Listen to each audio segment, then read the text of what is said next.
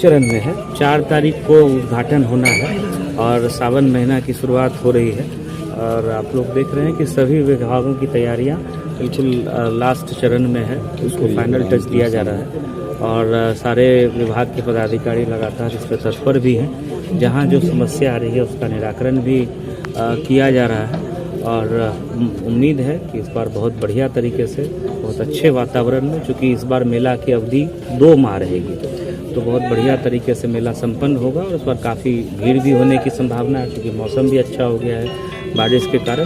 तो सारी तैयारियां, चाहे वो लॉ एंड ऑर्डर के पर्पज़ से हो, ट्रैफिक के हिसाब से हो, श्रद्धालुओं के आवासन के हिसाब से, जो रेन शेल्टर हम लोगों का धांधी बेलारी में बनता है वो भी कंप्लीट हो गया है। उसके लिए भी एजेंसी पर्यटन निगम की तरफ से लगा दी गई है और पिछले साल से जो हम लोगों ने शुरुआत कराया है जहाज घाट पर उद्घाटन कार्यक्रम का, और पिछले साल पूरे माह भर कार्यक्रम हुआ, तो यहाँ भी जो है जहाज घाट पर उद्घाटन कार्यक्रम होगा और बड़े कलाकार जो है यहाँ परफॉर्म करेंगे।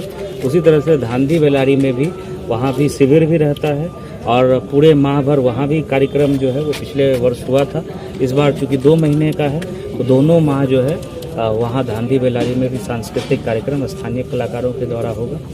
तो ये सारी व्यवस्थाएं हैं और बहुत पीएचडी की व्यवस्था हो या जो आरसीडी बांका जो कच्ची कांवड़िया पथ की तैयारी होती है या इलेक्ट्रिसिटी डिपार्टमेंट की, तो सभी व्यवस्थाएं सुनिश्चित कर ली गई हैं बहुत अच्छे वातावरण में। घाट सर खतरनाक बना हुआ है उसको नहीं, वो देखिए गंगा में क्या है कि पानी तो घटता बढ़ता रहता है और अभी जो है वो बढ़ने का ट्रेंड है और बढ़ेगा। पिछले साल की तुलना में देखें तो पानी कम है। पिछले साल में पानी इस समय में थोड़ा ज़्यादा था, तो जिसके कारण जो सीढ़ी पर पानी आ जाने से श्रद्धालुओं को सुविधा होती थी। इस बार नीचे रहने के कारण जो जहाँ पे निर्माण वाला जो क्षेत्र था वहाँ पर पत्थर वगैरह है, तो वहाँ हम लोग जियो बैग डलवा देंगे ताकि जो है श्रद्धालुओं को पानी में नहाने में कोई दिक्कत नहीं हो। बैरिकेडिंग लगभग में कंप्लीट हो गई है और इसको लेकिन फिर शिफ्ट करना पड़ता है। जैसे पानी बढ़ेगा तो बैरिकेडिंग ऊपर करना पड़ता है और जहाँ भी जो आवश्यकता पड़ेगी और जिस घाट को ऐसा लगेगा कि वहाँ पानी अचानक से बहुत ज़्यादा गहरा हो जा रहा है, जैसे अभी हम लोग पुराना जो सीधी घाट है वहाँ एक घाट को खतरनाक घाट डिक्लेयर करने जा रहे हैं, तो वो तो पानी का जैसा उतार चढ़ाव होगा उस हिसाब से निर्णय लिया जाएगा और उस फ्लड कंट्रोल जो डिवीज़न है भागलपुर का वो लगातार तत्पर है। वो सारी व्यवस्थाएं ससमय। सुरक्षा को लेकर क्या कुछ? सुरक्षा को लेकर के अस्थायी 11 अस्थायी थाने बनते हैं, तो वो सारी व्यवस्था कर दी गई है। एक इस बार हम लोगों ने निर्णय लिया है कि जो पुलिस स्कूलों में रुकती थी, जैसे 16 स्कूलों में पुलिस का आवासन होता था और उसके कारण पढ़ाई लिखाई बाधित होती थी, तो इस बार हम लोगों ने निर्णय लिया है कि किसी भी स्कूल में पुलिस का आवासन नहीं रहेगा।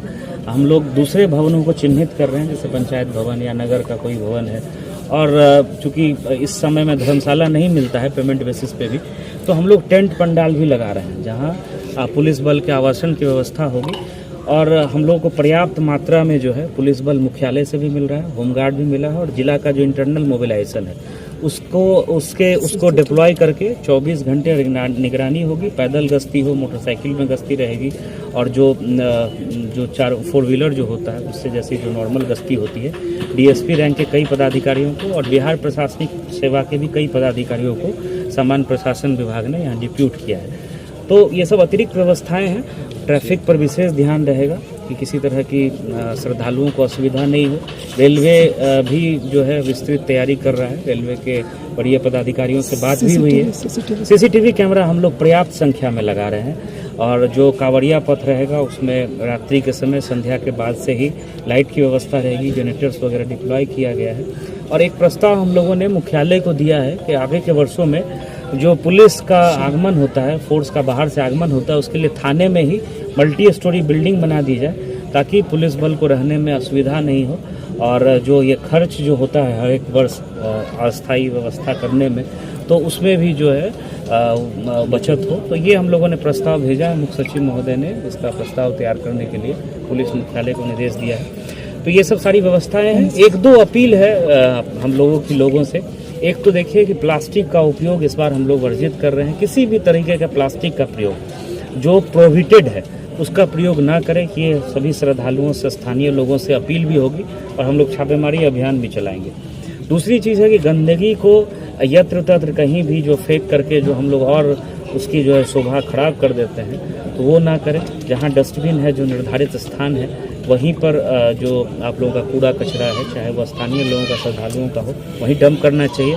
और इस बार नगर परिषद विशेष व्यवस्था कर रहा है कि हम लोगों का जो कूड़ा कचरा निकलेगा, लगभग 100% जो उसमें बायोडिग्रेडेबल रहेगा, उसका हम लोग प्रोसेसिंग करेंगे। उसको हम लोग डंपिंग साइट पे ना ले जा करके उसको प्रोसेस करके हम लोग उससे जो सामग्री है वो बनाने का, खाद वगैरह, ये प्रयास जो है नगर परिषद कर रहा है। तो ये दो लोग मेरी अपील होगी कि एक तो जो है पॉलीथीन का उपयोग ना करें, और दूसरा जो है कूड़ा कचरा कहीं भी ना फेंक दे, और तीसरा जो कि पानी का जल स्तर बढ़ता घटता रहता है, तो ये ध्यान रखना होगा कि जो निर्धारित स्थान है, जो निशान बना हुआ